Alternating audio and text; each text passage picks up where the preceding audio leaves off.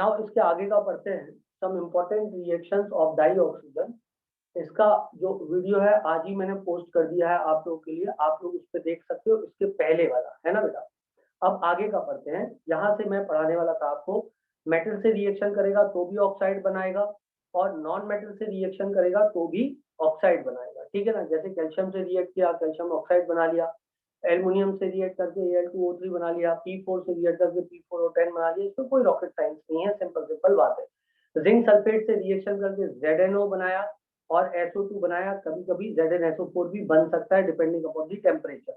CH4 से react किया तो CO2 मतलब कंबस्शन हो गया, कोई बड़ी बात नहीं है। और आखिरी की दो भी रिएक्शन डिस्कस हो गई थी, यदि आपको याद हो तो SO2 प्लस O2, इस प्रोसेस का कुछ नाम था, आप लोगों को नाम याद होगा, V2O5 कैटलिस्ट की प्रयोग किया गया है। इसके बाद वाला प्रोसेस है, हाँ बिल्कुल सही है अंजलि, कॉन्टैक्ट प्रोसेस, रोहन एकदम सही है, कॉन्टैक्ट प्रोसेस। उसके बाद वाला 4HCl plus O2 डेकन्स process, Shubhangi एकदम सही है, gives you Cl2 plus 2H2O, ठीक है। तो यहाँ तक की बात सब बच्चों को क्लियर है ना। अब अपन चलते हैं ऑक्साइड पे, ये मैं यहाँ तक कल ही पढ़ा चुका था। अब ऑक्साइड की बात करते हैं, तो सिंपल ऑक्साइड की यदि बात करें तो ऑक्साइड कई प्रकार के हो सकते हैं बेटा, एसिडिक हो सकते हैं, न्यूट्रल हो सकते हैं और एम्फोटेरिक हो सकते हैं, तीनों प्रकार के ऑक्साइड हो सकते हैं, ठीक। आपको एनसीईआरटी पढ़नी कैसे है मैं आपको बताऊं, एक तो मैं आपको ऐसे भी पढ़ाता हूँ, तो आपको क्या करना है, जैसे मैंने एक पेज पढ़ाया तो पहले मुझे सुन लो फिर एनसीईआरटी पढ़ो।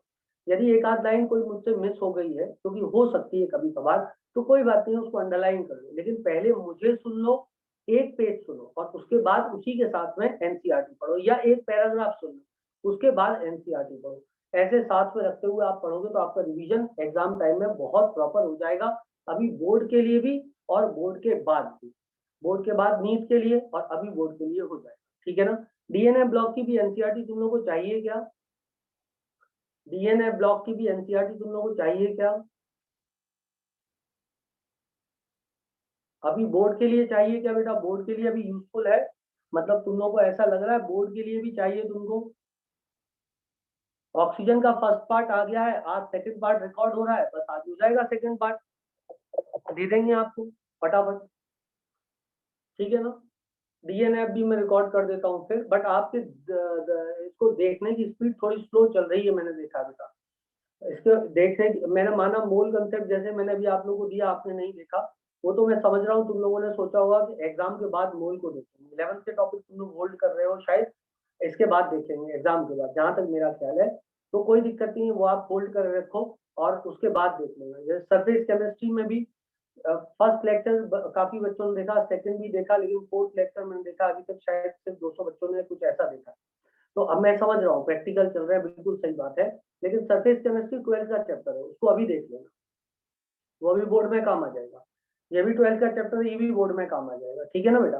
तो बोर्ड वाले चैप्टर में अभी एनसीईआरटी आपको रिकॉर्ड कर करके दे देता हूँ, अलग से ही दे देता हूँ रिकॉर्ड करके, लेकिन देख लेना आप लोग, जितनी जल्दी आप देखोगे उतनी जल्दी मैं आपको नेक्स्ट रिकॉर्डिंग दूंगा, है ना। तो अब बात चल रही थी बाइनरी कंपाउंड की। हाँ, कुछ बच्चों ने देख लिया सरफेस केमिस्ट्री और कई बच्चों ने अभी नहीं भी देखा है, पूरा नहीं देखा, एक पार्ट देख लिया, दो देख लिया, लेकिन तीसरा और चौथा नहीं देखा। तो पूरा सरफेस केमिस्ट्री खत्म करो, बहुत काम आएगा, ठीक है। नहीं, लेक्चर डिलीट तो नहीं होंगे बेटा, लेक्चर तो आपकी मदद करने के लिए रखे गए हैं, तो वो आपके पास रहेंगे, आप चिंता नहीं करें, बट फिर भी मैं कहूंगा कि आप देखते रहें लेक्चर को, है ना। चलो आगे बढ़ते हैं। तो मैं आपसे बात कर रहा था बाइनरी कंपाउंड ऑक्सीजन है, मतलब ऑक्सीजन के कई बाइनरी कंपाउंड बनते हैं, उनमें से एक ऑक्साइड होता है, और ऑक्साइड कई प्रकार के होते हैं, जैसे कि एसिडिक ऑक्साइड, बेसिक ऑक्साइड और एम्फोटेरिक ऑक्साइड्स होते हैं। उसके बाद में इसमें बताया ऑक्साइड सिंपल ऑक्साइड होते हैं, मिक्स्ड ऑक्साइड होते हैं। यदि देखा जाए तो सिंपल ऑक्साइड Mg और Al2O3 दिया है, इसके अलावा जितने भी आपके नॉन ऑक्साइड है, जनरली जो आपने सुने हैं वो ज्यादातर सिंपल ऑक्साइड है। फॉर एग्जाम्पल आपने Na2O सुना है, सिंपल ऑक्साइड है। MgO सुना है, वो यहाँ पे लिखा है Al2O3, CaO, BaO, ठीक है ना, क्या K2O, Rb2O, ये सब सिंपल ऑक्साइड है ना। FeO, Fe2O3, ये सब सिंपल ऑक्साइड है, ठीक। लेकिन मिक्स्ड ऑक्साइड भी होते हैं, जैसे Pb3O4 और Fe3O4। तुम लोग को जानकारी होगी इस बात की कि ये जो ऑक्साइड्स होते हैं ये मिक्स्ड ऑक्साइड होते हैं, जैसे Pb3O4 है तो it is a mixture of PbO2 plus, याद दिलाओ, it is a mixture of PbO2 plus PbO। क्या याद आ गया सब लोग को? It is a mixture of PbO2 and PbO, याद आया बच्चों? ठीक है ना? तो इसमें कितने मोल होगा PbO कितने मोल होगा? PbO होगा 2 मोल। PbO हो जाएगा इसके पास कितना मोल? PbO हो जाएगा 2 मोल और 1 मोल हो जाएगा PbO2।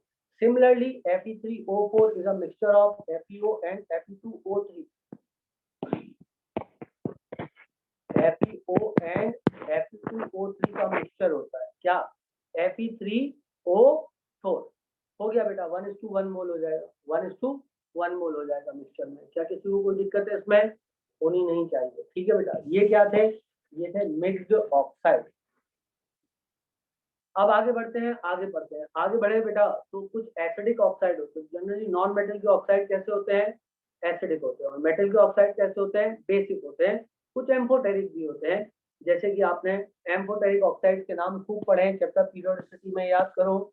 बेरिलियम का, एल्यूमिनियम का, जिंक का और एसएन का और पीबी का। ये सब जो ऑक्साइड है, ये ऑक्साइड कैसे ऑक्साइड है? ये सब ऑक्साइड जो होते हैं वो एम्फोटेरिक नेचर के होते हैं। ये बात तुम बता रहे हो, बेरिलियम, मैग्नीशियम, कैल्शियम और बेरियम, ये सब बेसिक ऑक्साइड है, ठीक है ना? वो सब बेसिक ऑक्साइड है। मैग्नीशियम, कैल्शियम, बेरिलियम का होता है एम्फोटेरिक, बाकी 2A के सारे क्या होते हैं? बेसिक होते हैं। ठीक है बेटा। एल्युमिनियम का एम्फोटेरिक होता है, एल्युमिनियम का एम्फोटेरिक है। क्लियर है थी बात बेटा? लेकिन बोरॉन का देखोगे तो एसिडिक मिलेगा। गैलियम का भी एम्फोटेरिक है। और आखिरी के दो क्या है? आखिरी के दो, बैगन, आलू, गाजर, इन थैला वाले बेसिक हो जाते हैं। इन थैला वाले बेसिक हो जाते हैं। क्या बात क्लियर है बेटा? क्या बात क्लियर है? और कार्बन, कार्बन, सिलिकॉन, कहें सीता जी, जर्मेनियम, एसएन और पीबी, वो शुरू वाले एसिडिक होते हैं और आखिरी के दो एम्फोटेरिक होते हैं। शुरू वाले एसिडिक होते हैं और आखिरी के दो एम्फोटेरिक होते हैं। किसमें? कार्बन फैमिली में। याद आया तुम लोग को? नाइट्रोजन फैमिली से सब क्या चालू हो जाता है? वहां से सब एसिडिक चालू हो जाता है। AS2O3 एम्फोटेरिक होता है, AS2O3 एम्फोटेरिक होता है, AS2O5 एसिडिक होगा। क्लियर है बेटा? क्लियर है बच्चों? होना ही चाहिए। Okay done. चलो अब आगे बढ़ते हैं बेटा। आगे बढ़े बच्चों। तो as a general rule only non-metal forms acidic oxide, but oxides of some metals in their higher oxidation state are acidic in nature. D block में आपने पढ़े थे ये नाम, याद करो बेटा। डी ब्लॉक में ये वाले नाम पढ़े थे, याद आया सबको? Mn2O7 CrO3 B2O5, इनका नेचर बताया था आपको, एसिडिक होता है। इनका नेचर आपको मैंने बताया था, एसिडिक होता है। जल्दी से याद कर लो, जल्दी से याद कर लो, ये एग्जाम में आने की संभावना बहुत हाई रहती है हरदम। ये याद होना ही चाहिए हमको।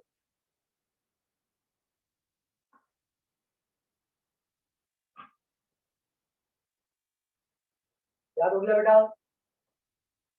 क्लियर थी बात? हाँ, Cr2O3 में बेटा एम्फोटेरिक नेचर होता है। Cr2O3 में एम्फोटेरिक नेचर होता है, वो एसिडिक नहीं होता है। क्लियर है बेटा इतनी बात? ओके बच्चे, आगे बढ़ जाएं, आगे बढ़ जाएं। ओके ठीक है, चलो अब आगे बढ़ो। तो ये चले एसिडिक बेसिक ऑक्साइड, इनके बारे में मैंने आपको बता दिया। अब इन्होंने बोला जो एसिडिक ऑक्साइड होते हैं उनको यदि पानी में मिला दिया जाए तो वो एसिड बना देते हैं, और जो बेसिक ऑक्साइड होते हैं उन्हें पानी में मिला दिया जाए तो वो बेस बना देते हैं। जैसे कि एग्जाम्पल, SO2 को पानी में मिलाया तो H2SO3 बन गया, एसिड है। कैल्शियम ऑक्साइड को पानी में मिलाया तो हाइड्रोक्साइड बन गया, बेस है। कोई बड़ी बात नहीं है। चल और आगे बढ़।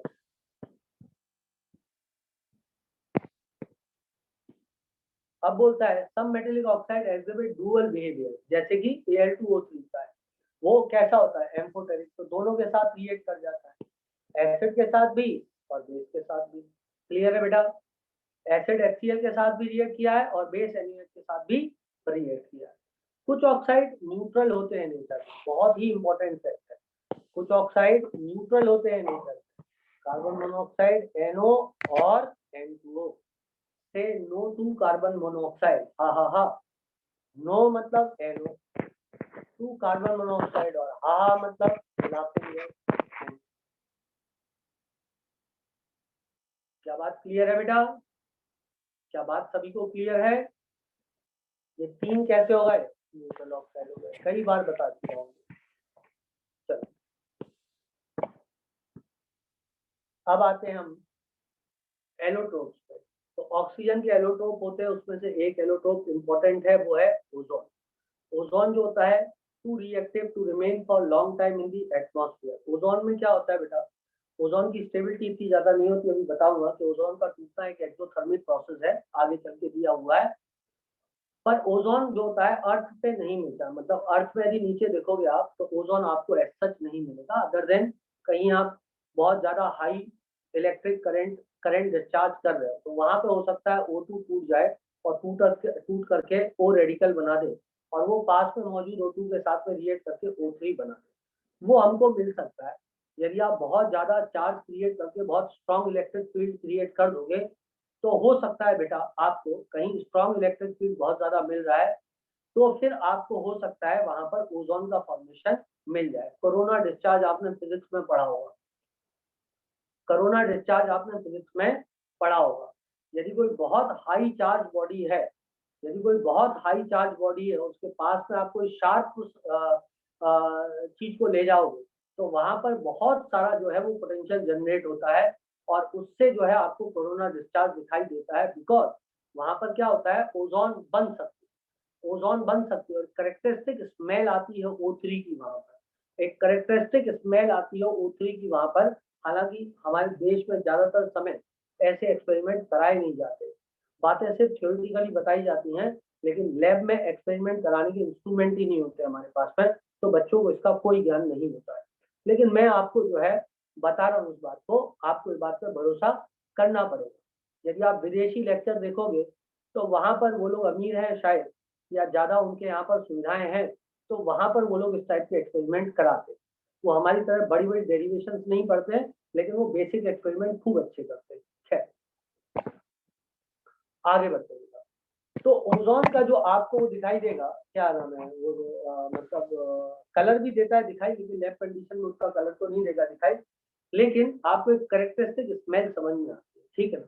तो ओजोन नॉर्मली कहाँ बनती है? अपर एटमॉस्फेयर में 20 किलोमीटर ऊपर, आपको पता है ओजोन की परत है, आपको बायो वाले ने खूब रटाया होगा, ठीक है ना। वहां पे सनलाइट आती है, सनलाइट आती है O2 टूट जाती है, O2 काय में टूट जाएगी बेटा? O2 टूट जाएगी O रेडिकल, काय में टूट जाएगी? O2 काय में टूट जाएगी? O2 टूट जाएगी O प्लस O में, और हाँ स्ट्रेटोस्फीयर में, सही है। और फिर O2 जो है वो एक अलग मॉलिक्यूल O2 का O के साथ मिल करके O3 बना देगा। क्लियर है बेटा? हम ध्यान रखते हैं कि इसको प्रोड्यूस करते हुए साइलेंट इलेक्ट्रिक डिस्चार्ज दिया जाए, क्योंकि यदि वहां पर बुम बुम हुआ तो बेटा O3 जो है वापस से टूट सकता है into O2 plus nascent oxygen, क्योंकि O3 का टूटना जो है वो एक एक्सोथर्मिक प्रोसेस भी है। O3 का वॉइस तो आ रही होगी बेटा, वॉइस तो आ रही है ना बच्चों? जल्दी कंफर्म करो वॉइस आ रही है कि नहीं आ रही।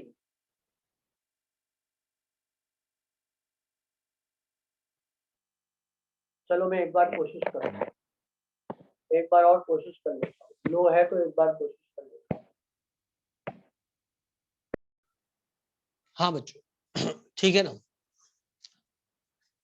ओके बेटा। चलो तो अब आगे बढ़ते हैं, अब आगे बढ़े बेटा तो ओके बच्चों ठीक है।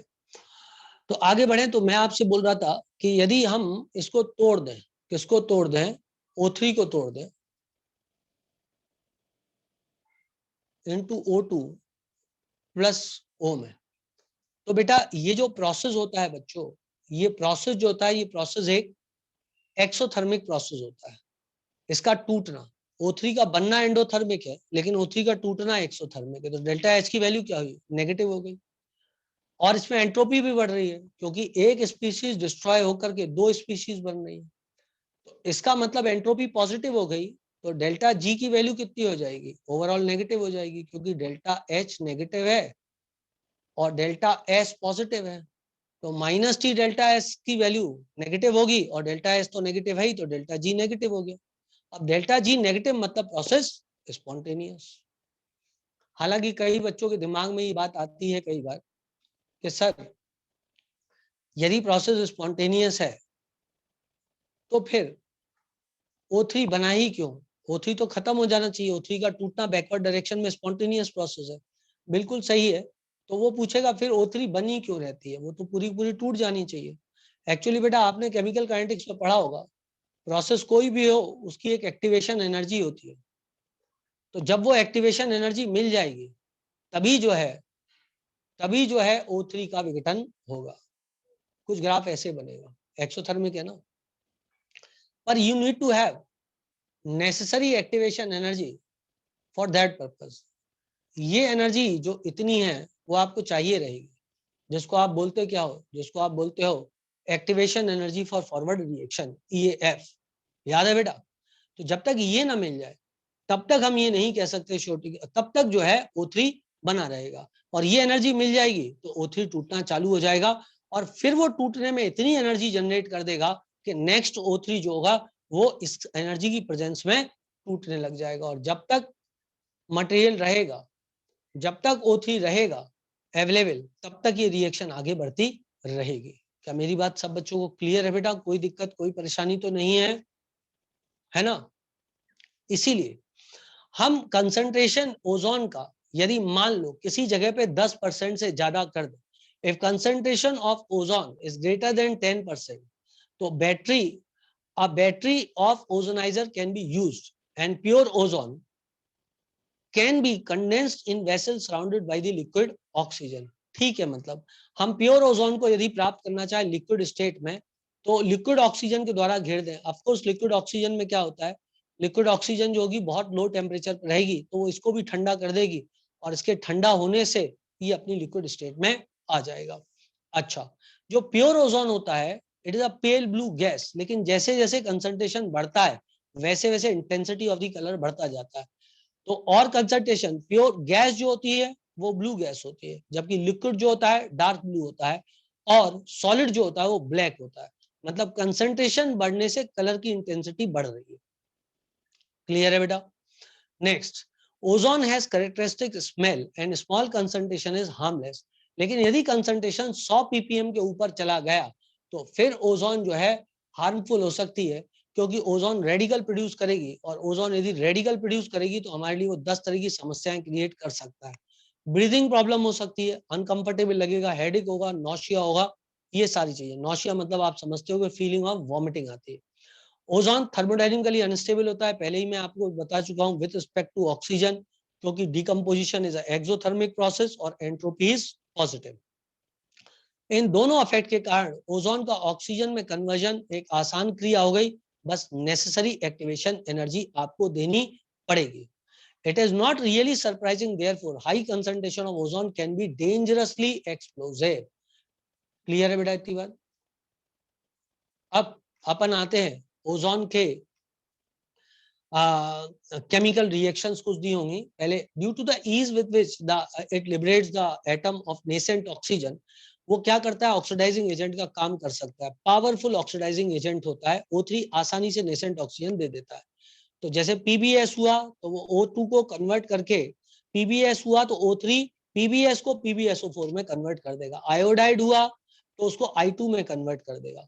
H2S हुआ तो उसको सल्फर में कन्वर्ट कर देगा। SO2 हुआ तो उसको SO3 में कन्वर्ट कर देगा। नाइट्राइट हुआ तो नाइट्रेट में कन्वर्ट कर देगा। क्या बात समझ में आ रही है आप लोग को? क्या बात सबको क्लियर है? It works as a powerful oxidising agent. When ozone reacts with excess of potassium iodide, तो आयोडाइड को ओजोन काय में कन्वर्ट करेगा बेटा, आयोडाइड को I2 में कन्वर्ट करेगा, आयोडाइड को I2 में कन्वर्ट करेगा। और जो ये I2 है बेटा, ये रिएक्ट कर जाएगा हाइपो के साथ। आपने कई बार ये रिएक्शन पढ़ी होगी।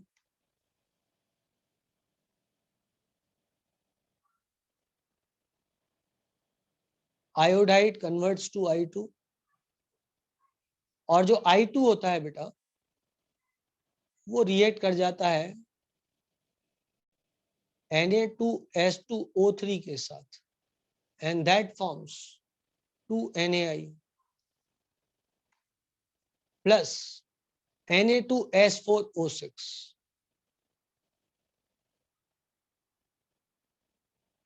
ठीक है बेटा, ये रिएक्शन अपन ने मोल कंसेप्ट में पढ़ी होगी और कई बार मैंने आपको चैप्टर में ये रिएक्शन अलग अलग चैप्टर्स में बताई होगी। खैर, यदि जिन बच्चों ने अब तक नहीं सुनी आज सुन लो। आयोडाइड को रिएक्शन किया, आयोडाइड को O3 के साथ रिएक्ट किया, I2 लिबरेट हुआ और I2 को टाइट्रेट कर दिया हाइपो के साथ में and that forms 2NaI plus Na2S4O6। तो आयोडीन का कलर क्या हो जाएगा? डी कलरेश हो जाएगा। ठीक है बेटा, ठीक है बेटा, ये रिएक्शन सब लोग पहले नोट कर लो, तब तक मैं एक घूंट पानी पी लेता हूँ, गर्मी बढ़ गई है।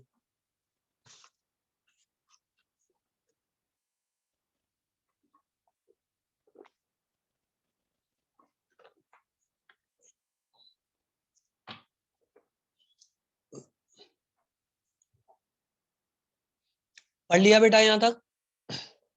ओके, इसको मिटाता हूं, फिर एनसीईआरटी में जो लाइन लिखी है वो बताता हूं कि यही बात लिखी है जो मैंने अभी अभी यहाँ पर बनाई थी।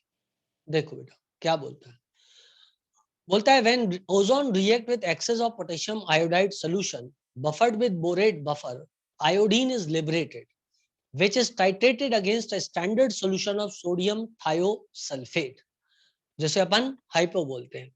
This is a quantitative method of estimation of O3। इससे हम O3 की मात्रा को पता लगा सकते हैं। यदि लॉ ऑफ ग्राम इक्विवेलेंस लगाओगे मोल कंसेप्ट चैप्टर में तो आपको जो है ये बात समझ में आ जाएगी। टाइट्रेशन में दो जो चीजें आपस में रिएक्ट करती हैं उनके इक्विवेलेंट बराबर होते हैं। तो अपन इसको ग्राम इक्विवेलेंट मेथड से अपन ओजोन की मात्रा को पता लगा सकते हैं। हमें पता रहेगा जितना ओजोन था उतना ही I2 जो है लिबरेट हुआ होगा। इक्विवेलेंट, इक्विवेलेंट ऑफ ओजोन और इक्विवेलेंट ऑफ I2 बराबर रहे होंगे और इक्विवेलेंट ऑफ I2 हाइपो के इक्विवेलेंट के बराबर रहा होगा यदि I2 पूरा हाइपो के साथ रिएक्ट किया है। तो हाइपो का कंसंट्रेशन दे देते हैं और वॉल्यूम दे देते हैं, तो normality into volume is equals to weight of या equivalent of normality into volume of hypo is equals to equivalent of I2 and equivalent of I2 is equals to equivalent of O3। I suppose that सबको बात समझ में आ गई होगी।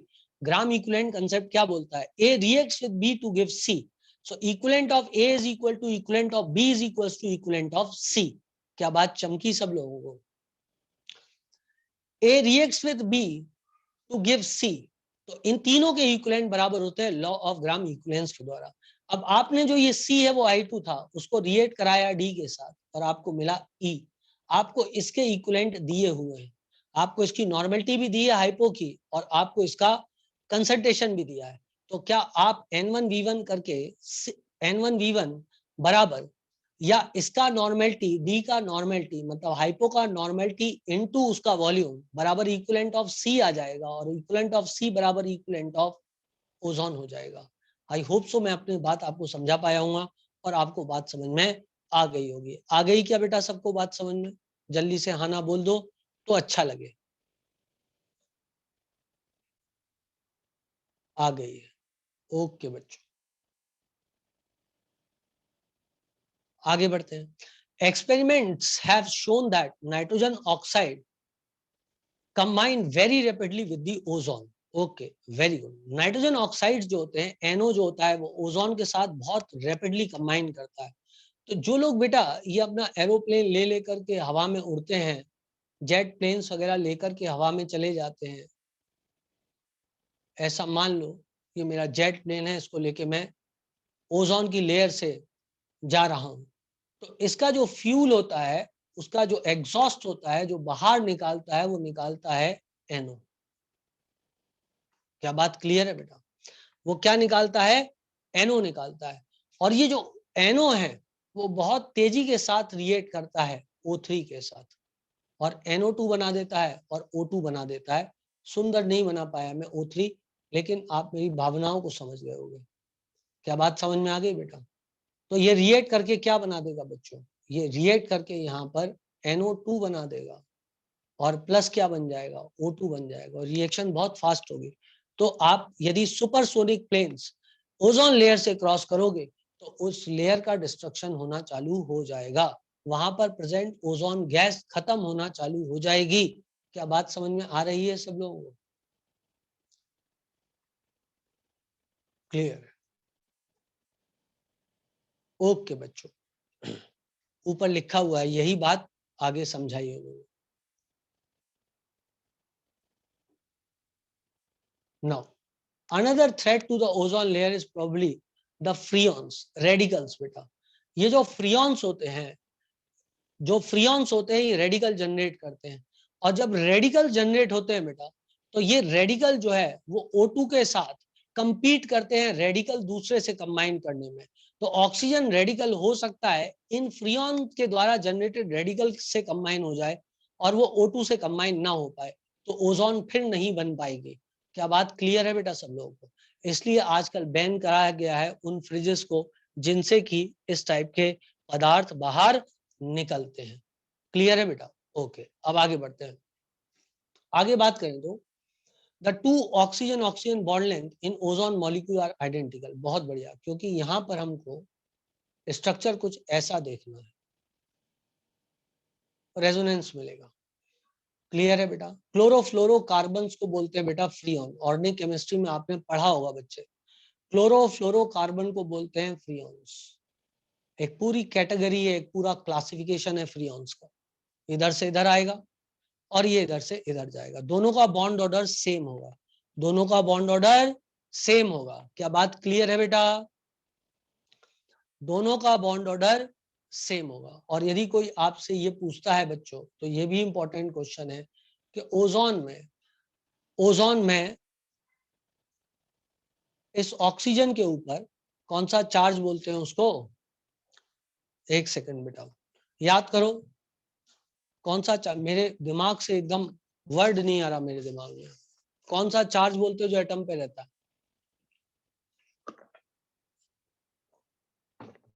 निकालते हैं ना अपन, मेरे दिमाग से निकल गया अभी के अभी वो नाम। हाँ बेटा, formal charge. Yes, formal charge. ये क्वेश्चन बहुत इंपॉर्टेंट है कि यहाँ फॉर्मल चार्ज क्या है। तो सुनना बेटा, इस पे जो फॉर्मल चार्ज है वो 0 है, इस पे -1 है और इस पे +1 है, इस पे +1 है। क्लियर है बेटा? और यदि कोई बोले ओवरऑल ऑक्सीजन का फॉर्मल चार्ज क्या है ओजोन में, तो वो 0 हो जाएगा, क्योंकि एवरेज क्या आ रहा है? 0 आ रहा है। क्या बात सबको क्लियर है बेटा? फॉर्मल चार्ज निकालना कैसे है? आपको ट्रिक बताई होगी मैंने, भूल गए क्या ट्रिक? याद है? रिवीजन क्लासेस में पढ़ाई थी ट्रिक, रिवीजन क्लासेस में, याद है ना? हाँ, बस वही आपको याद रखना है ट्रिक, और 1 सेकंड में फॉर्मल चार्ज आ जाता है। चलो भाई, बहुत बढ़िया, आगे बढ़ते हैं और आगे पढ़ते हैं। The two oxygen bond length in ozone molecule are identical. हो गया बेटा, और बॉन्ड एंगल 117 डिग्री का होता है, रेजोनेंस मिलता है, दो स्ट्रक्चर मिल जाते हैं। अच्छा, ओजोन जर्मी साइड होता है, डिसइंफेक्टेंट होता है और वाटर को स्टेरलाइज करने के काम आता है। मैंने आपको बोला था पेपर में इस साल 3 से 4 क्वेश्चन में यूजेस पूछे गए थे, तो यूजेस अपन को बहुत सीरियसली पढ़ने। It is also use as a bleaching purposes के लिए यूज होता है। और नेचुरल सी बात है कि जिन हाइड्रोकार्बन्स के कारण या ऑर्गेनिक कंपाउंड के कारण कलर होते हैं, ओजोन उन्हीं का ऑक्सीडेशन करा देता है, तो फिर परमानेंट ब्लीचिंग हो जाती है, क्योंकि कार्बन डाइऑक्साइड और वाटर बनके वो कार्बनिक मटेरियल उड़ जाते हैं, तो परमानेंट ब्लीचिंग कराता है ओजोन। क्या बात क्लियर है सब बच्चों को? आगे, it acts as oxidizing agent and is used in manufacture of potassium permanganate। ठीक है, तो यहां तक सब बच्चे कंफर्टेबल हैं, किसी को कोई दिक्कत कोई परेशानी इसमें नहीं है? चलो आगे बढ़ते हैं। अब बेटा अपन आ जाते हैं सल्फर पे, सल्फर की बात करते हैं। तो सल्फर जो होता है न्यूमरस एलोटोपिक फॉर्म में मिलता है, जिसमें फेमस है येलो सल्फर या इसको अल्फा सल्फर बोलते हैं, और दूसरा होता है मोनोक्लिनिक सल्फर जिसको हम बीटा सल्फर बोलते हैं। ठीक है बेटा, मोनोक्लिनिक सल्फर मेरा बेटा, मोनोक्लिनिक सल्फर मतलब मेरा बेटा हो गया, मोनोक्लिनिक मेरा बेटा, याद हो जाएगा बेटा। ये छोटी छोटी स्टूपिड सी बातें हैं, लेकिन इससे एग्जाम में याद आ जाता है। ठीक है बेटा, मेरा बेटा monoclinic beta sulphur, monoclinic beta sulphur. Yellow जो होता है वो अल्फा सल्फर होता है, येलो जो होता है वो अल्फा सल्फर होता है। ठीक है बेटा, ज्यादा इंपॉर्टेंट फॉर्म कौन सा है, ज्यादा इंपॉर्टेंट फॉर्म कौन सा है, ये हैं दो, मतलब आउट ऑफ न्यूमरस फॉर्म ये दो ज्यादा इंपॉर्टेंट है। ठीक है, stable form at room temperature is rhombic sulphur. तो रोम्बिक सल्फर स्टेबल फॉर्म है किस पे, रूम टेम्परेचर में, और यही नेचुरल अकरिंग फॉर्म भी होता है, इसलिए इसका एंट्रोपी, इसलिए इसका डेल्टा एच फॉर्मेशन अपन 0 मानते हैं। और टेम्परेचर और ट्रांसफॉर्मेशन जो होता है वो 369 होता है। ठीक है बेटा, टेम्परेचर और ट्रांसफॉर्मेशन जो होता है वो 369 केल्विन होता है। तो बोलता है कि रूम टेम्परेचर पे जो स्टेबल है वो कौन है, रोम्बिक है, और हाइयर टेम्परेचर पे रोम्बिक फॉर्म मोनोक्लिनिकल फॉर्म में कन्वर्ट हो जाता है 369 केल्विन पर। काय पे बेटा, 369 केल्विन पर या उसके ऊपर। तो इसको बोलते हैं टेम्परेचर ऑफ ट्रांसफॉर्मेशन। क्लियर है बेटा। अब इसके बाद अपन पढ़ते हैं रोम्बिक सल्फर और अल्फा सल्फर। जहां तक रोम्बिक सल्फर और अल्फा सल्फर का सवाल है बच्चों, बात करें तो रोम्बिक सल्फर हम कैसे बनाते हैं। रोम्बिक सल्फर बनाने के लिए सबसे पहले हम रॉल सल्फर को कार्बन डाइसल्फाइड में घोल के एवोपरेट कर देते हैं। रॉल सल्फर एक टाइप का सल्फर है, उसको कार्बन डाइसल्फाइड में घोल करके एवोपरेट कर देते हैं, और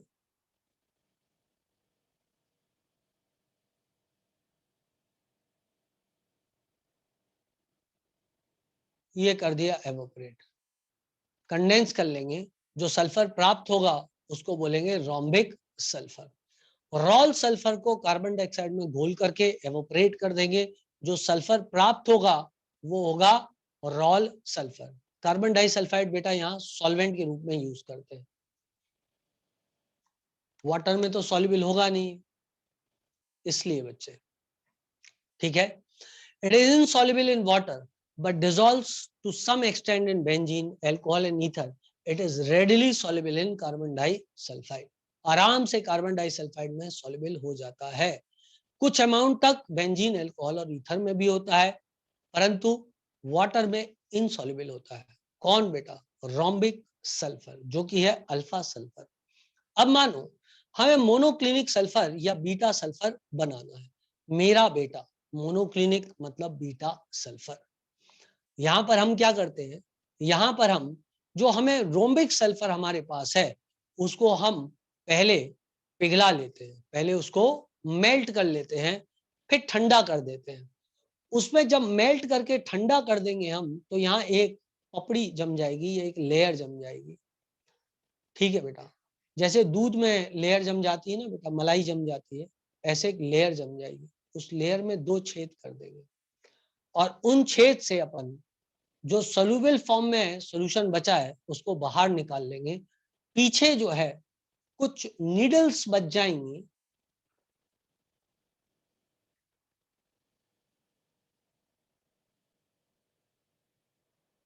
ये जो होती हैं ये होती हैं मोनोक्लिनिक सल्फर। ठीक है बेटा, ये क्या होती हैं, ये होती हैं मोनोक्लिनिक सल्फर। तो दोनों का प्रिपरेशन समझ में आ गया, मोनोक्लिनिक और रोम्बिक का। अच्छा ठीक है, नाउ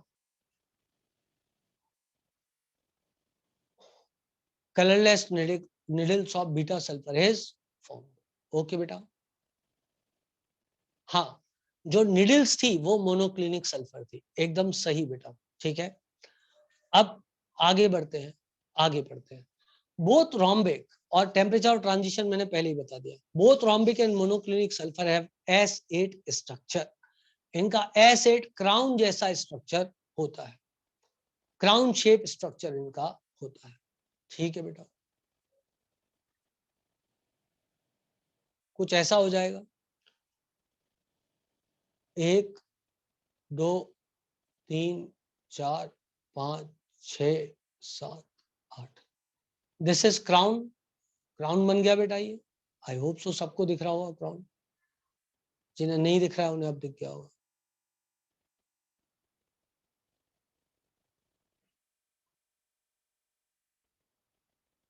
दिख गया बेटा? बोलो बच्चों, सबको दिख गया क्राउन? Very good. अब ये सुंदर कन्या को यहां से मिटा देते हैं, राजकुमारी थी। ठीक है बेटा।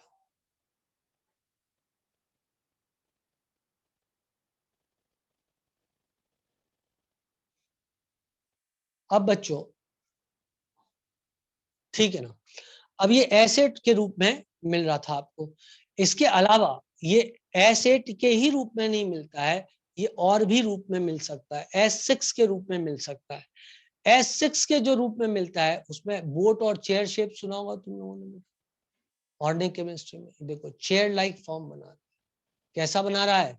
चेयर लाइक फॉर्म बना रहा है। सेवरल अदर मॉडिफिकेशन 6 से 20 सल्फर वाले मिलते हैं, बिल्कुल ऑप्टिकल आइसोमेरिज्म ने, स्टीरियो आइसोमर्स में आपने पढ़ा होगा ऑर्गेनिक केमिस्ट्री में, ठीक है, कन्फर्मेशनल आइसोमर में पढ़ा होगा, ठीक है बेटा। Several other modification of sulphur containing 6 to 20 sulphur atoms are found, जिसमें कि S6 जो होता है it adopts the chair form, it adopts the chair form. क्या आपको चेयर जैसा दे रहा है बेटा? दिखाई, चेयर जैसा दे रहा है, दिखाई क्या? बिल्कुल। और यदि इसको 1000 केल्विन पर गर्म कर दिया जाए तो ये S2 के रूप में आता है, जो कि पैरामैग्नेटिक होता है नेचर में, एग्जाम में पहले आ चुका है, IIT में आया था ये क्वेश्चन। ये वाला फैक्ट NCERT से उठा के फैक्ट्स पूछे जाते हैं, आपको पता है, बहुत ही इंपॉर्टेंट फैक्ट है, याद रखना।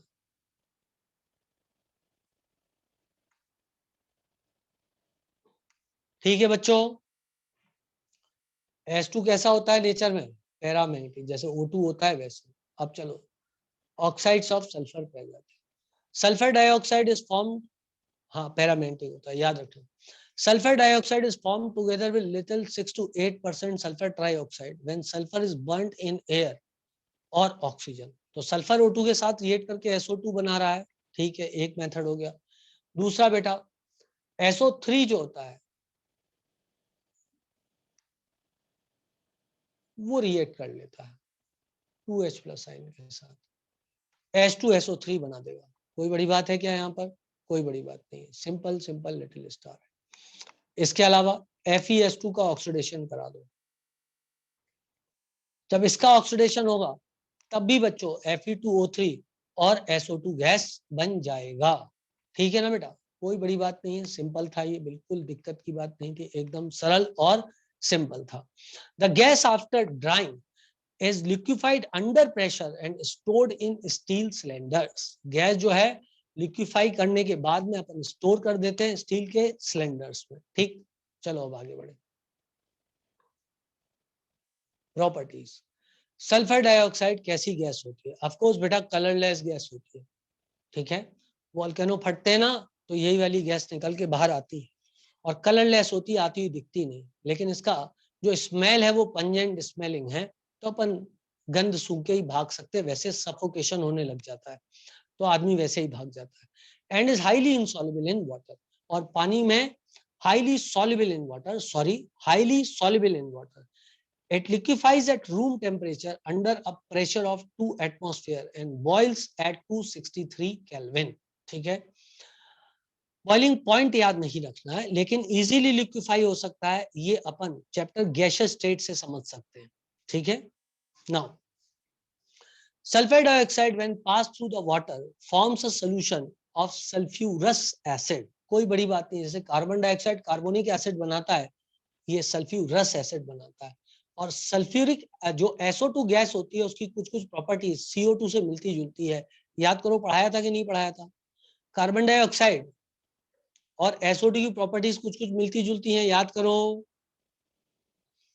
क्या कार्बन डाइऑक्साइड कैल्शियम हाइड्रोक्साइड के साथ रिएक्शन करके मिल्क वाटर टर्न्स, और सॉरी क्या क्या lime water turns milky, SO2 की प्रेजेंस में भी होता है। फिर बताया था कि मिल्की सोल्यूशन को कार्बन डाइऑक्साइड से जो बनाते हैं CaOH ट्वाइस रिएक्ट करके कैल्शियम बाइकार्बोनेट, है ना, पहले कैल्शियम कार्बोनेट बन जाता है, फिर उसमें यदि एक्सेस में कार्बन डाइऑक्साइड प्लस वाटर मारा जाए तो फिर से कलरलेस सोल्यूशन बन जाता है। सेम प्रोसेस कहां पर होता है? सॉल्ट एनालिसिस में बताया था, बिल्कुल सही। सेम प्रोसेस कहां पर होता है? सेम प्रोसेस SO2 में होता है, लेकिन डिस्टिंग्विशिंग टेस्ट कैसे लगाते हैं? कार्बन डाइऑक्साइड K2Cr2O7 के साथ, बिल्कुल सही है, रिएक्ट नहीं करता, जबकि SO2 K2Cr2O7 को डीकलरेश करा देगा। ठीक है, चलो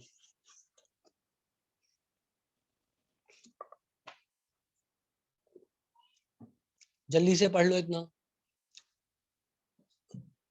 हो गया बेटा, इतना। चलो और आगे बढ़ते हैं, और आगे बढ़े तो बेटा रिएक्शन पढ़ते हैं अपन किसकी? SO2 की ही। किसके साथ? वाटर के साथ, H2SO3 बना देगा। NaOH के साथ वेरी सिंपल रिएक्शन, Na2SO3 बना देगा। Na2SO3 एक्सेस ऑफ SO2 के साथ और वाटर के साथ रिएक्ट करके NaHSO3 बना देगा। क्या बिल्कुल सेम बात हुई थी? याद करो बेटा, काय में क्या बिल्कुल सेम बात हुई थी? याद आया? बिल्कुल सेम बात हुई थी काय में? Carbon dioxide, oh carbon dioxide में। याद है बेटा? In its reaction with water in alkali, the behavior of sulfur dioxide is very similar to that of carbon dioxide. दी ये लाइन बेटा, ठीक है ना? Sulphur dioxide reacts with chlorine. अब सोच, सल्फर डाइऑक्साइड क्लोरीन के साथ रिएक्ट करके क्या बनाएगा? ये रहा सल्फर डाइऑक्साइड और ये रहे 2 इलेक्ट्रॉन। Cl2 के साथ यदि रिएक्ट करेगा तो 2 Cl फ्री हो जाएंगे बेटा, और जो 2 Cl फ्री हुए हैं उसमें से एक Cl इस पे जुड़ जाएगा और एक Cl इस पर जुड़ जाएगा। बोलो बेटा, चेयर्स, चाय पी लो। तब से गला बहुत सूख रहा है। एक Cl इधर और एक Cl इधर, जल्दी जल्दी बोलो बेटा, बात समझ में आ रही है कि नहीं आ रही है? रिएक्शन आ गई समझ में सबको? ठीक है, बहुत बढ़िया। चलो अब आगे बढ़ते हैं। अब बच्चों आगे बात करें तो क्या रिएक्शन दिया है इसके बाद में, देखो। अच्छा, SO2 की रिएक्शन O2 के साथ इन प्रेजेंस ऑफ V2O5, ये तो आपको एकदम रटा पड़ा है, याद आ गया? कॉन्टैक्ट प्रोसेस, बहुत बढ़िया। When moist sulfur dioxide behaves as reducing agent, आपको एक बार मैंने बताया था, पता नहीं तुम्हें याद है कि नहीं है। सल्फर डाइऑक्साइड वाटर के साथ रिएक्ट करके यदि किसी का ऑक्सीडेशन कराएगा तो मैकेनिज्म ये होगा। तुम लोग याद करो बेटा, और ये बोर्ड में क्वेश्चन आता भी है, जो कि होता है reductive bleaching. Reductive bleaching SO2 कराता है, सुना है कभी? और टेम्परेरी ब्लीचिंग होती है, यही होता है मैकेनिज्म वहां पे, यही 2 हाइड्रोजन से रिडक्शन करवाया जाता है। समझ ल, समझ ल, टेम्परेरी ब्लीचिंग करवाता है, बिल्कुल सही। चलो भाई और आगे बढ़ते हैं, और आगे पढ़ते हैं। अब बात चल रही थी convert iron 3 into iron 2 oxide. Iron 3 को आयरन 2 में कन्वर्ट कर देगा। हाँ, Cl2 परमानेंट कराता है, O3 परमानेंट कराता है। जो भी ऑक्सीजन रेडिकल जनरेट करेगा परमानेंट ब्लीचिंग कराएगा। ठीक है बेटा? आयरन 3 को आयरन 2 में कन्वर्ट कर देगा, उसका रिडक्शन करा देगा, और MnO4 को डीकलरेश करा देगा कि MnO4 वायलेट कलर का होता है बेटा, उसका कलर खत्म करा देगा, उसको Mn+2 में कन्वर्ट कर देगा एसिडिक मीडियम में। डी ब्लॉक में पढ़ाए थे, याद करो। डी ब्लॉक में पढ़ाए थे, याद करो। दोनों रिएक्शन इंपॉर्टेंट है। ठीक, चलो बेटा SO2 के मॉलिक्यूल को यदि देखा जाए, SO,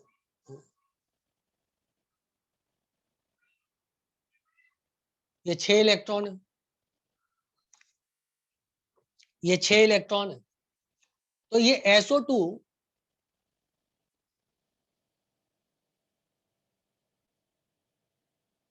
ऐसा बन जाएगा, एंगुलर स्ट्रक्चर हो जाएगा, ऐसा हो जाएगा। बोलो बेटा, बात क्लियर है क्या सब लोगों को? बात क्लियर है क्या सब लोगों को?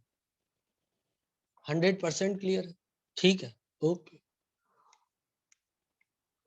एक बात अच्छा मुझे बताओ तुम, देखते हैं कितने बच्चे इस पे क्या बोलते हैं। चलो अब मैं रिकॉर्डिंग चालू करता हूँ। देखिए, हाँ चल रहा है, रिवीजन तो चल रहा होगा क्लास में, ठीक है बेटा। चलो उसकी जगह मैं कुछ और अच्छा फ्रूटफुल और चीज कुछ कर दूं जिसकी तुम्हें ज्यादा जरूरत है, वो काम कर दूंगा, है ना। जो चीज की जरूरत नहीं वो काम करके क्या फायदा।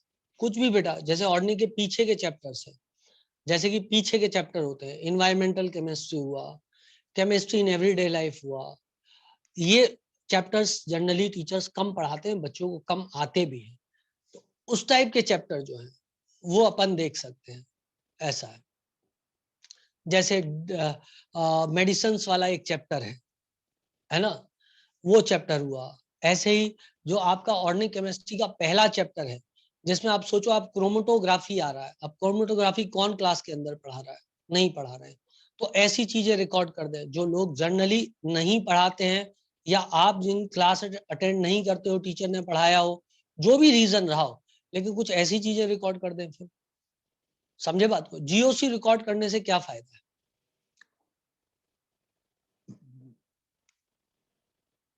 नहीं, मैं मानता हूं एनसीईआरटी यदि चल रहा है तो ठीक है, बाकी तो कोई मतलब नहीं लगता मेरे को किसी चीज का। एनसीईआरटी है, बोर्ड मतलब एनसीईआरटी बेटा। तो यदि एनसीईआरटी आ रही है तो बोर्ड है, और नहीं आ रही है तो फिर काय का बोर्ड। चलो आगे बढ़ते हैं। तो ये दोनों रिएक्शन सबको याद हो जाएगी बेटा, Fe++ डीएनए ब्लॉक में कर दूंगा अभी रिकॉर्ड। आगे बढ़ते हैं। अब बेटा SO2 में भी रेजोनेंस से बता रहा है, देखो ये रहा SO2 का स्ट्रक्चर, इसके दो रेजोनेटिंग फॉर्म उसने ड्रॉ कर दिए, दो रेजोनेटिंग फॉर्म उसके ड्रॉ कर दिए हैं। किसके? SO2 के। कार्बन डाइऑक्साइड में रेजोनेंस मिलता है क्या बेटा? CO2 में रेजोनेंस मिलता है क्या?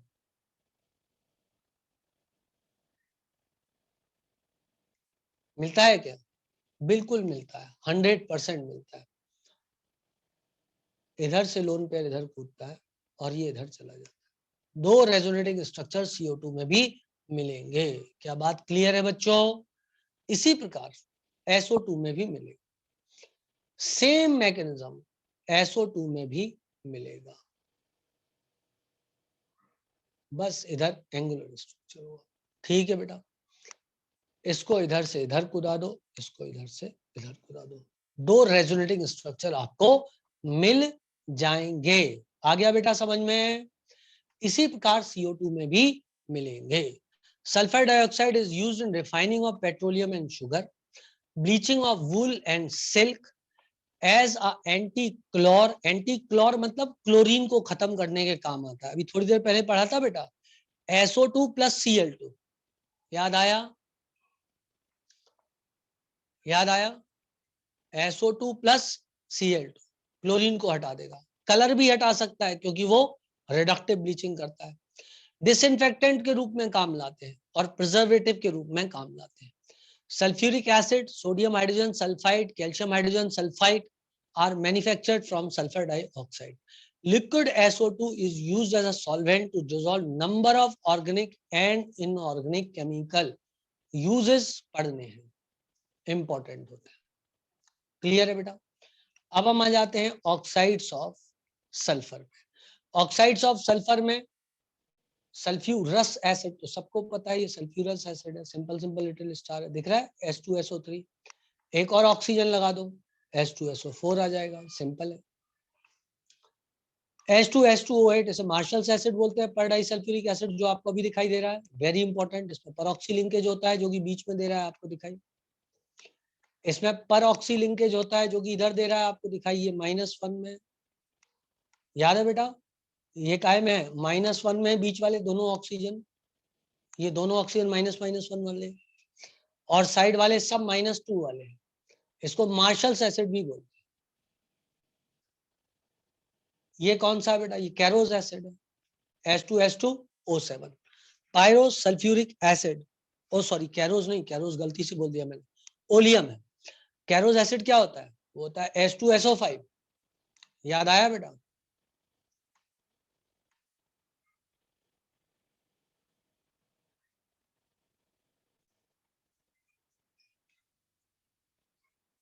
ये हुआ कैरोज एसिड। करेक्ट है बेटा? याद रह जाएगा? रहना ही पड़ेगा यार। ऐसे ही बेटा एक पॉलीथायोनिक एसिड होता है, उनमें क्या होता है पता है? पॉलीथायोनिक एसिड उसमें ऐसा होता है SO SO SO OS और सब पे डबल बॉन्ड O लगा दो, सब पे डबल बॉन्ड O लगा दो। ओ सॉरी, O क्या लगाना है? OH लगाना। O था ना, अब मैं यहाँ पर क्या कर सकता था? डबल बॉन्ड O लगाता और OH लगाता और 2 OH लगाता। यार कुछ गड़बड़ कर रहा हूँ क्या मैं पॉलीथायोनिक एसिड के स्ट्रक्चर में? पॉलीथायोनिक एसिड, लेट मी, एक सेकंड रुको बेटा, एक सेकंड, इसको हटाने दो।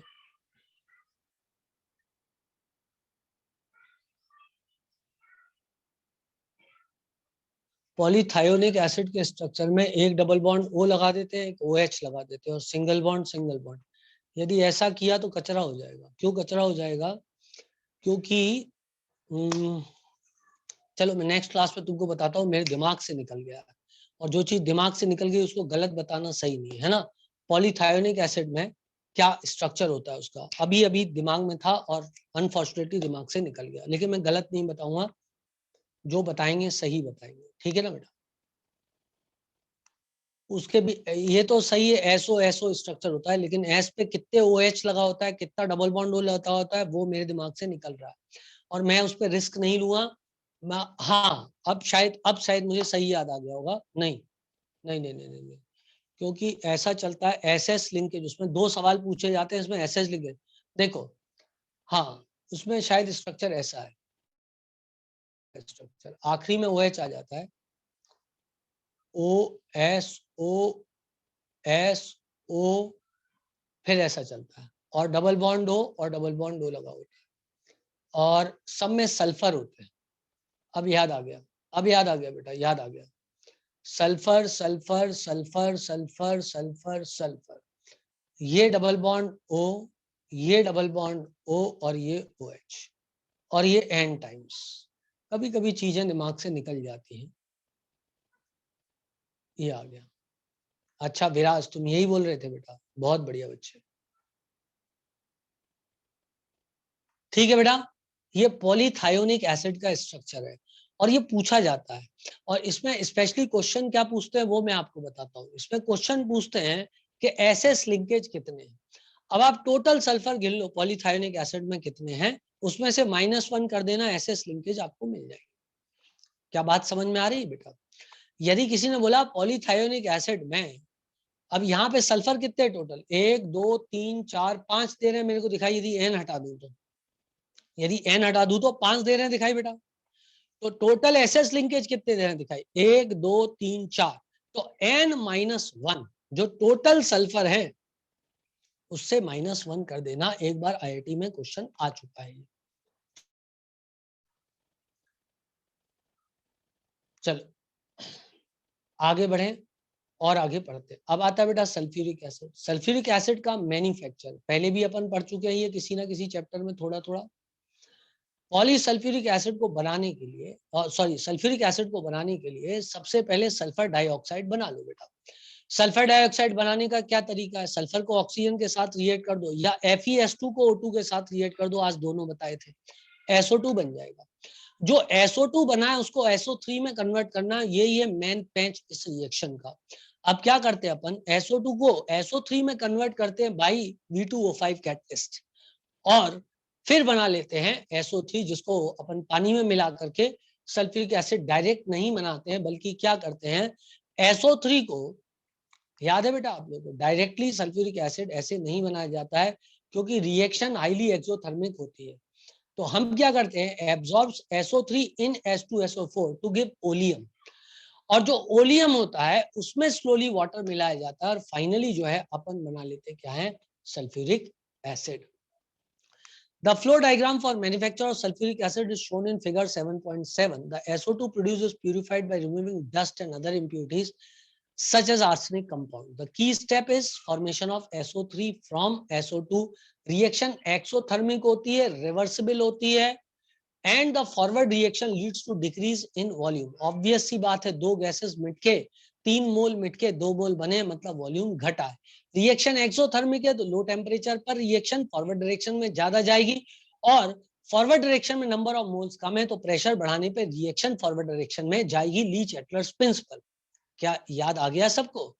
वैसे ही कंडीशन है जैसे कि हेबर्स प्रोसेस में थी, याद करो. पर टेम्परेचर इतना लो भी ना हो, मैंने आपको हेबर प्रोसेस में बात बताई थी. यदि ऑप्टिमम टेम्परेचर से नीचे टेम्परेचर हुआ तो energy required to do the reaction, that is necessary activation energy required to do the reaction absent हो जाएगी, तो प्रॉब्लम हो जाएगी, तो रिएक्शन आगे नहीं जाएगी. क्लियर है बेटा? चलो आगे बढ़ते. आगे बढ़े तो क्लियर है बेटा इतनी बात सब लोगों?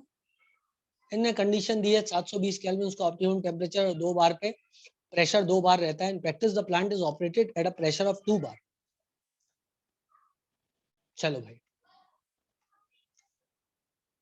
अब सुनो, मैंने बोला था डायरेक्टली H2SO4 पानी के साथ SO3 की रिएक्शन करके नहीं बनाते, बल्कि क्या करते हैं, SO3 को ओलियम में मिलाते हैं. SO3 को ओलियम में मिलाते हैं, याद है बेटा? सॉरी, SO3 को H2SO4 में मिला के ओलियम बनाते हैं. कुछ तो भी निकल जाता है मुंह से कई बार. SO3 को H2SO4 में मिला के ओलियम बनाते हैं और फिर धीरे से डाइल्यूशन करते हैं.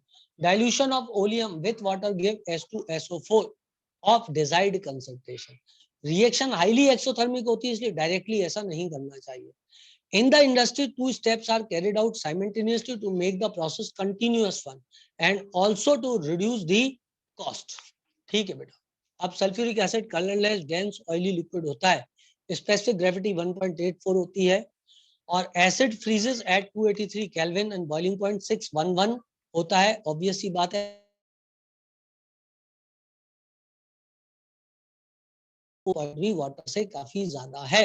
It dissolves in water with evolution of large amount of the heat. इसलिए डायरेक्ट अपन कभी भी सल्फ्यूरिक एसिड में पानी नहीं मिलाते, पानी में सल्फ्यूरिक एसिड मिलाते. Hence the care must be taken while preparing sulphuric acid solution from concentrated sulfuric acid. The concentrated acid must be added slowly into the water with constant stirring. Constantly stir करते हैं. The chemical reaction of sulfuric acid are as a result of following characteristics: low volatility, strong acidic character, strong affinity for water. बेटा इसकी volatile nature कम होता है, और जिसका volatile nature कम होता है वो रिएक्शन को फॉरवर्ड डायरेक्शन में ले जाएगा, क्योंकि वो प्रेजेंट रहेगा रिएक्शन करने के लिए मीडियम में.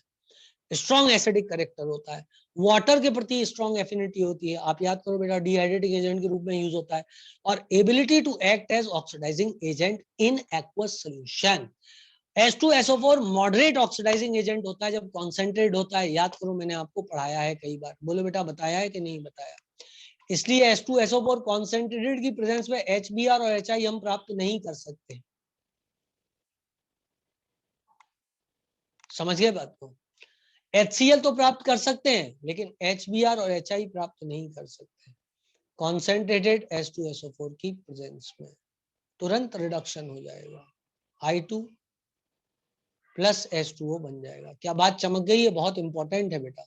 लेकिन HCl इतना अच्छा रिड्यूसिंग एजेंट नहीं है, तो HCl को हम प्राप्त कर सकते हैं in presence of concentrated sulphuric acid, लेकिन HI और HBr को प्राप्त नहीं कर सकते हैं in presence of concentrated sulphuric acid. बात चमक गई सब लोग को? जल्दी जल्दी आना बोलना पड़ेगा. क्लियर है बच्चों? क्लियर है. ओके, आगे बढ़ते हैं बेटा.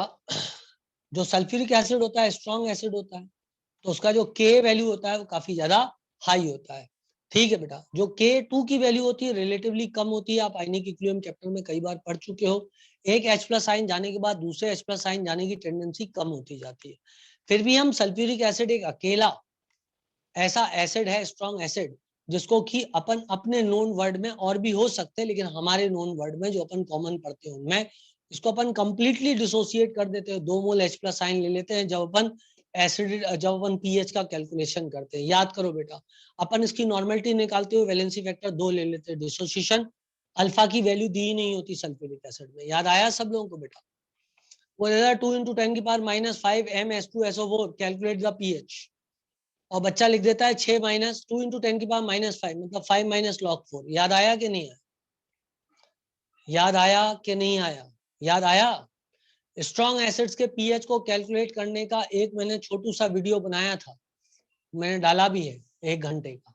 स्ट्रॉन्ग एसिड के पीएच कैसे कैलकुलेट करते हैं, उसके आगे फिर नहीं डाला अभी तक। The acid forms 2 series of salt, normal sulfate and acid sulfate। ठीक है, नॉर्मल सल्फेट मतलब जैसे कि Na2SO4 बना दिया, कॉपर सल्फेट CuSO4 बना दिया, और फिर हाइड्रोजन सल्फेट होते हैं। उन्हें एसिड सल्फेट क्यों बोलते हैं? क्योंकि उनमें एसिडिक हाइड्रोजन होता है, जैसे NaHSO4 हुआ। Sulfuric acid because of low volatility can be used to manufacture more volatile acid from corresponding salt। बिल्कुल सही है। आपको याद है ग्रुप टेस्ट में आपको पढ़ाया था ये बात, कई बार बताई थी मैंने ये बात। NaCl की रिएक्शन यदि H2SO4 के साथ करोगे तो बेटा ये नॉन वॉलेटाइल है, जबकि HCl वॉलेटाइल है, तो मीडियम से बाहर हो जाएगा, लीची एटलस पर लग जाएगा, reaction moves in the forward direction. अरे आया कि नहीं आया? इसलिए बेटा अपन क्या करते हैं, अपन इसको ग्रुप रिएजेंट के रूप में यूज करते हैं।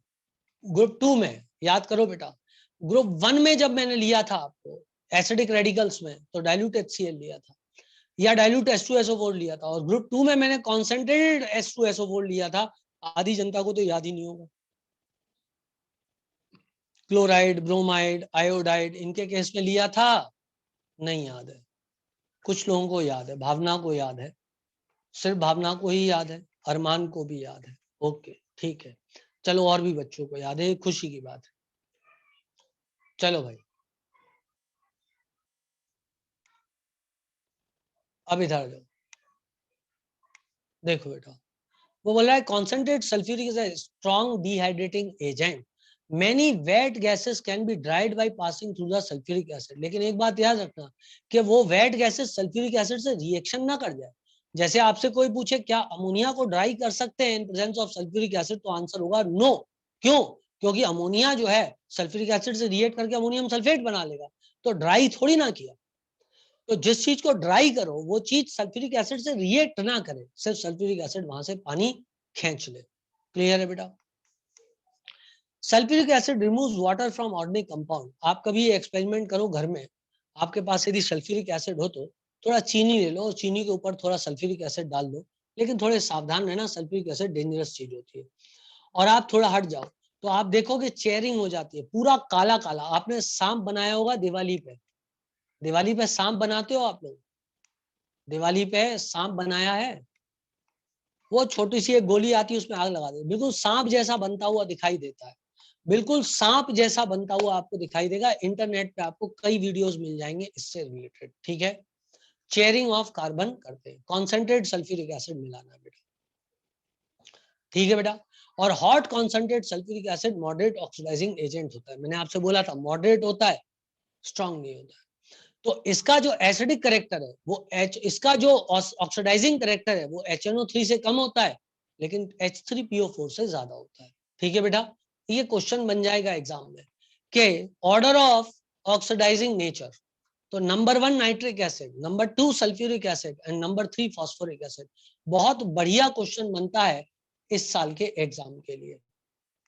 ऑक्सीडाइजिंग नेचर HNO3 का ज्यादा होता है, H2SO4 से ज्यादा होता है H3PO4 से।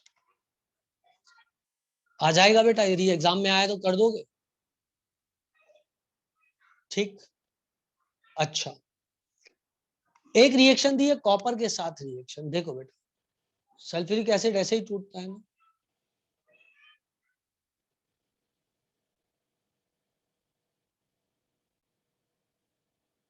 ऐसे कॉपर के साथ रिएक्शन किया,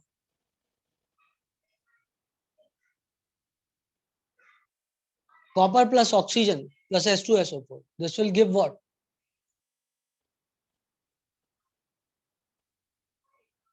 दोनों रिएक्शन को कंबाइन कर दो, वही रिएक्शन मिल जाएगी जो एनसीईआरटी में लिखी हुई है। इन दो रिएक्शंस को कंबाइन करो, देखो ये वाली रिएक्शन मिल रही है आपको, ये वाली रिएक्शन मिल रही है, मिल गई बेटा।